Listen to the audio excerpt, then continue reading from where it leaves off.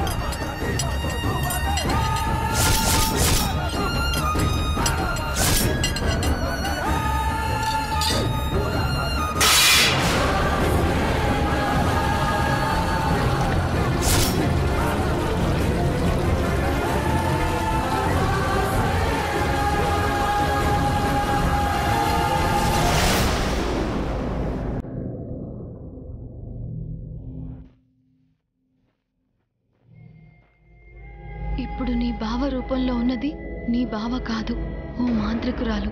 ఆ మాంత్రికురాల్ని పంపించు.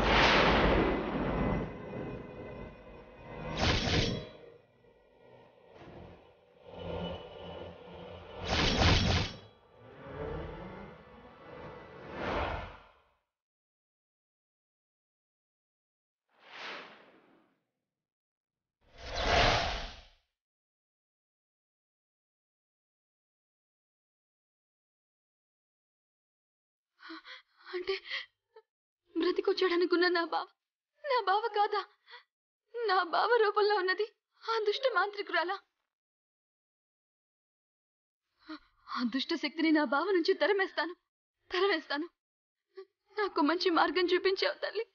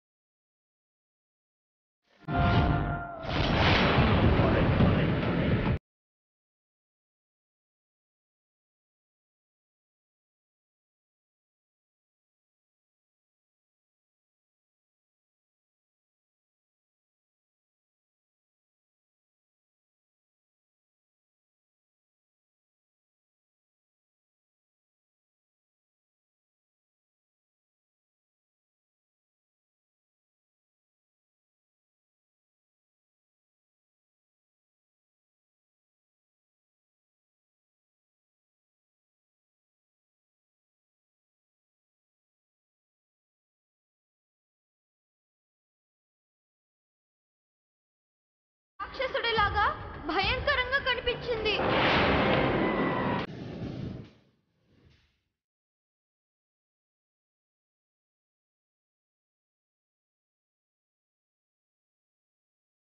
అంటే బావ శరీరంలో ఉన్న దుష్ట శక్తిని తరిమేయాలి అంటే నేను ఆ శ్రీ చక్రాన్ని మళ్ళీ ఇంట్లోకి తీసుకురావాలి. దాన్ని మళ్ళీ తీసుకొస్తే ఆ దుష్ట శక్తికి అనుమానం కలిగి ఎవరికైనా హాని తలపెడుతుందేమో. ఏం చేయాలి?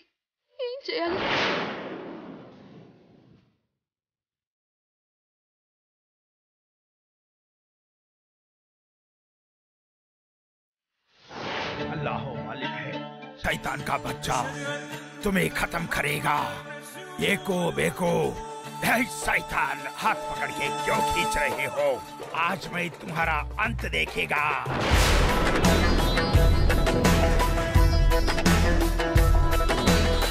तुम बुलाया मैं आ गया।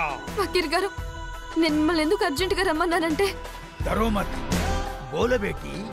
మా ఇంట్లో ఒక దుష్ట శక్తి ఉంది, దాన్ని మీరు బయటికి పంపించాలి। అది ఎంత పెద్ద సైతాన్ అయినా దాని పిల్క పట్టి జాడిస్తాన్। సైతాన్ को कब्रिस्तान भेजूंगा, देखो। రండి।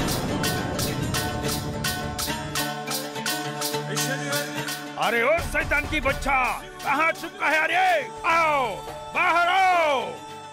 अरे बाहर आओ, शैतान की बच्चा कहाँ है रे? बाहर आओ रे, बाहर आता कि नहीं? अरे वो शैतान की बच्चा, अल्लाह मालिक होता है, बाहर आना है। మన ఇంటికి మంచి జరగడానికి ఇంట్లో సాంబ్రాణి ధూపం వేస్తానంటే నేనే రమ్మన్నా నానమ్మా।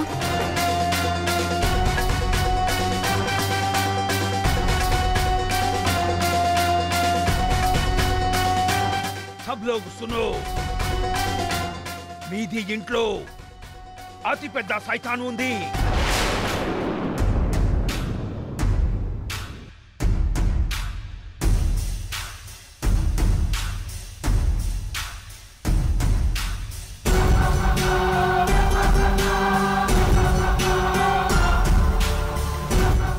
ఈ సైతాన్ ఇది మనిషిలో ఉంది।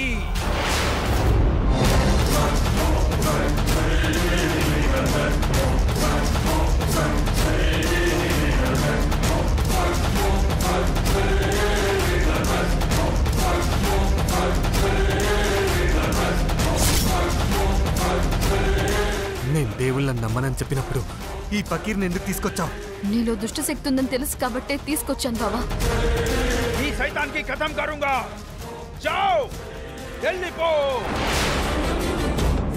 నాది మాట ఇనకపోతే ఇది సైతాన్ కి ఎట్లా బయటికి పంపాలో నాకు తెలుసు। सुन मेरी बात, सुलेमान सुलेमान की बात को सुनो।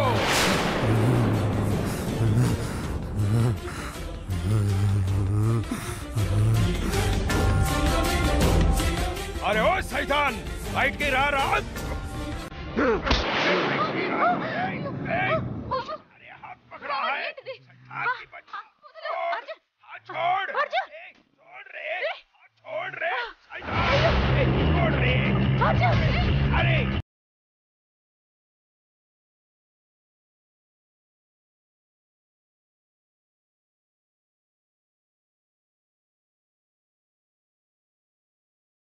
अरे अरे ओ अरे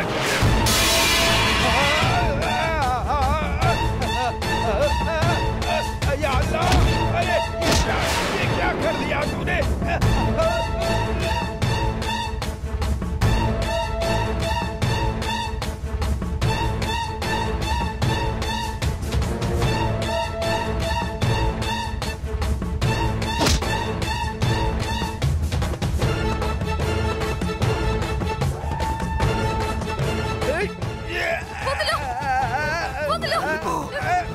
లేకపోతే చంపేస్తాను।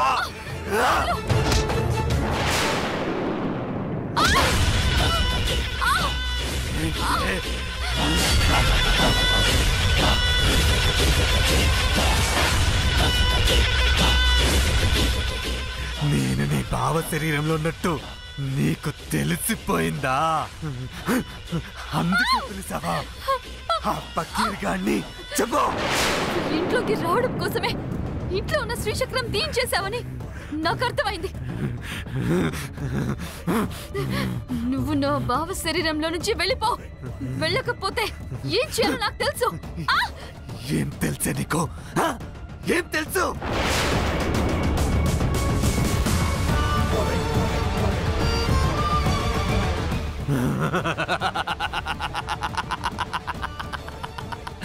నేను నీ బావ శరీరంలో నుంచి వెళ్ళిపోతే ఏం జరుగుతుందో తెలుసా? చచ్చిపోయిన నీ బావ శరీరం బూడిదైపోతుంది।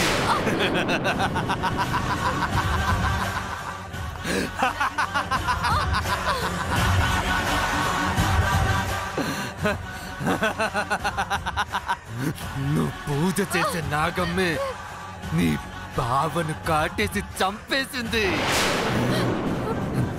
బావ చచ్చాడు కాబట్టే నీ బావ దేహంలోకి నేను ప్రవేశించాను. నీ బావ శరీరంలో ఉన్నది నా ఆత్మ అని తెలియక మీ అందరూ అర్జున్ బతికే ఉన్నాడు అనుకున్నారు. ఆత్మగా నేను ఆ గుడిలోకి అడుగు పెట్టలేను కాబట్టి ఈరోజు నువ్వు నాతో పాటు ఆ మణిని తీసుకొని గుడికి రావాలి. ఈరోజు ఆ గుడిలోకి నీతో వెళ్ళగలిగితేనే నాకు నా రూపం వస్తుంది. అప్పుడు నేను నీ బావ శరీరాన్ని వదిలి వెళ్ళిపోతా. రేపా గుడిలో అమృత కలశం దర్శనమిస్తుంది. అందులో ఉన్న అమృతాన్ని నువ్వు నీ బావకు తాగిస్తే చచ్చిన నీ బావ బతికే అవకాశం, అదృష్టం కూడా నీకు లభిస్తుంది.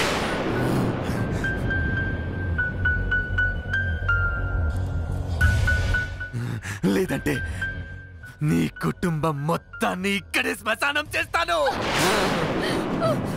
గుడిలోకి రావాలి. నీ ద్వారా నేను అమృతాన్ని తాగాలి. నీ కుటుంబాన్ని కాపాడే ఆ శ్రీచక్రాన్ని నా మాటలు నమ్మి తీసేశారు కాబట్టి ఆ దోషం మీ వాళ్ళందరినీ నాశనం చేసేస్తుంది. నీ బావని బ్రతికించుకోవాలన్నా, నీ కుటుంబాన్ని కాపాడుకోవాలన్నా నువ్వు నాతో గుడికి రావాల్సిందే.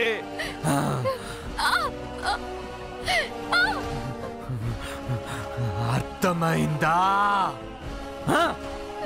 నీ నిర్ణయం పైనే నీ కుటుంబ జీవితాలు మొత్తం ఆధారపడున్నాయి.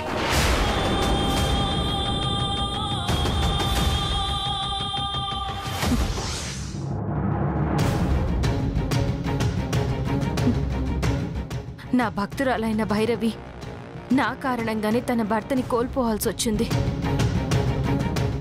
ఇప్పుడు ఆ దుష్ట శక్తి భైరవి సాయంతో గుడిలోకి ప్రవేశించి తన అవసరం తీరాక భైరవిని చంపేస్తుంది.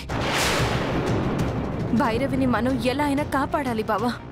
నిజమే మళ్ళీ. నువ్వు అర్జున్ని చంపబట్టే చనిపోవాల్సిన నేను మళ్ళీ బ్రతకగలిగాను.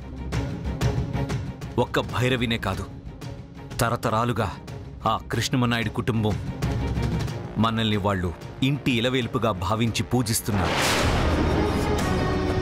వాళ్ల కుటుంబం మొత్తాన్ని కాపాడాల్సిన బాధ్యత మన మీదే ఉంది. వాళ్ళని కాపాడాలంటే ముందు మనం ఆ దుష్టశక్తి వేసిన ఈ బంధనం నుండి బయటపడాలి. ఎలా తప్పించుకోగలం బావా?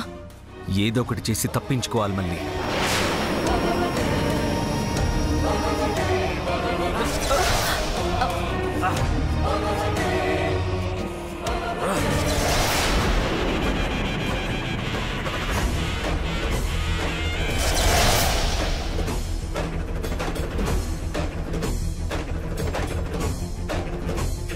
నా శక్తులు పనిచేయడం లేదు బావా. నా శక్తులు కూడా పనిచేయట్లేదు మళ్ళీ.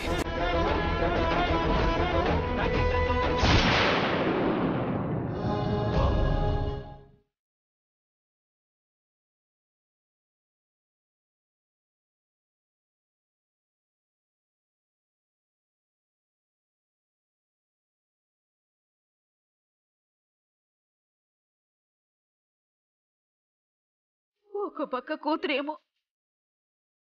ఏడుస్తూ ఉలుకు పలుకు లేకుండా అర్జునని కలవరిస్తూ మంచం మీద పడుంది.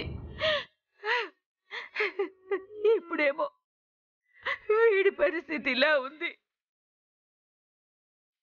ఏం చేయాలో, ఏం జరుగుతుందో ఏమీ అర్థం కావడం లేదు.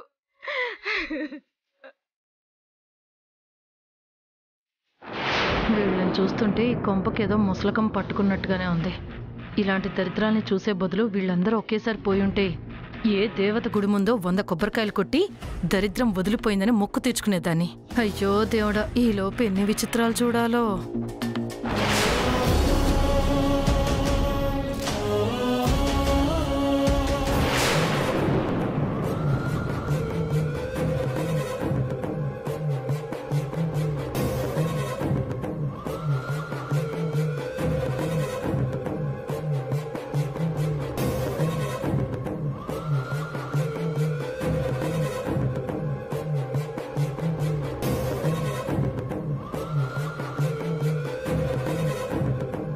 హే భైరవి, గుడికెళ్దాం పదా.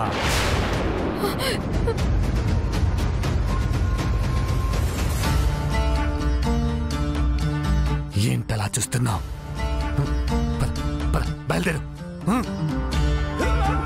టైం అయింది భైరవి, పద. ఏంటి వదినా, అన్నీ తెలిసి కూడా నువ్వు కూడా ఇలా మారిపోయావేంటి వదినా? నాకు తన మన ఫీలింగ్స్ లేవు, నో సెంటిమెంట్స్.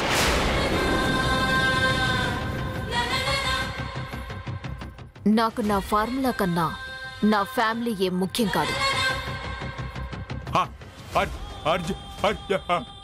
బావా, నువ్వెంత గింజుకున్నా నీ నోట్లో నుంచి ముక్కుతూ మూలుగుతూ ఒక్క అక్షరమే బయటకొస్తుంది.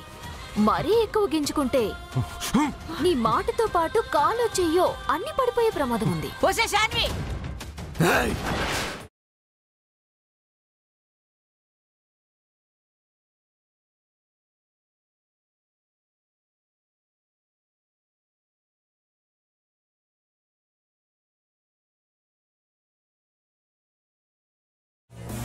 ఆవేశపడితే జరిగే నష్టమేంటో మీ అందరికీ తెలుసు. రా భైరవి,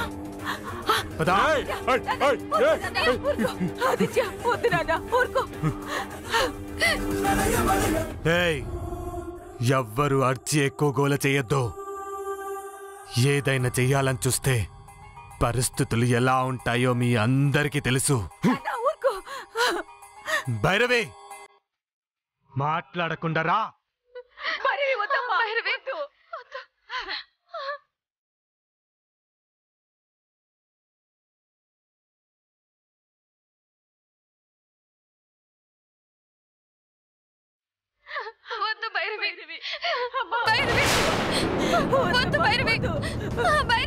చేయొద్దు, వదిలే.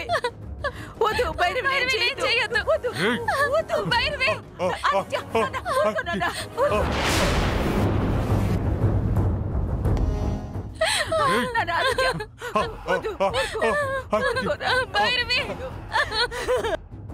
ఏంటిక నిలబడ్డా? వెళ్ళి మణి తీసుకురాపో.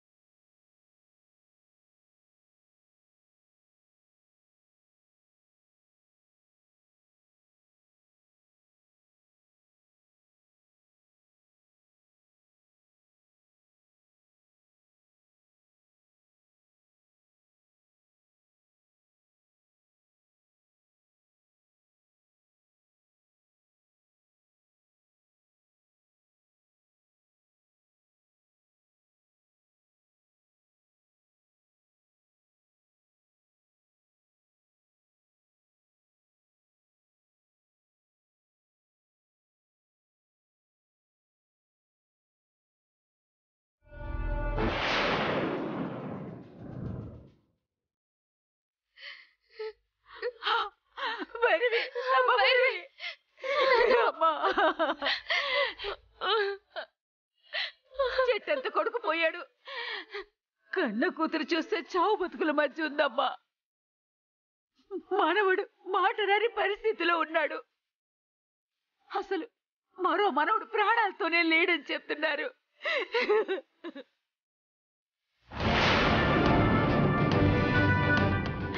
ఇప్పుడు నువ్వు ప్రమాదానికి ఎదురు వెళుతున్నావు. నీకేం జరుగుతుందోనని నా ప్రాణం కొట్టుకుంటుందమ్మా. వద్దమ్మా, వద్దు, నువ్వు వెళ్ళొద్దు. వద్దు తల్లి, నా మాట విను, నువ్వు వెళ్ళొద్దు.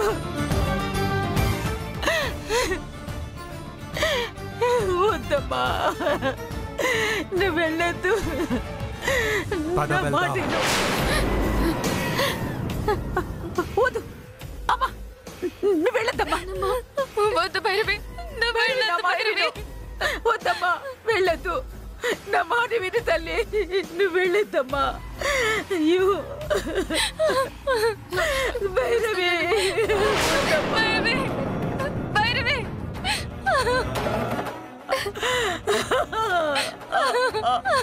అయ్యో భైరవి.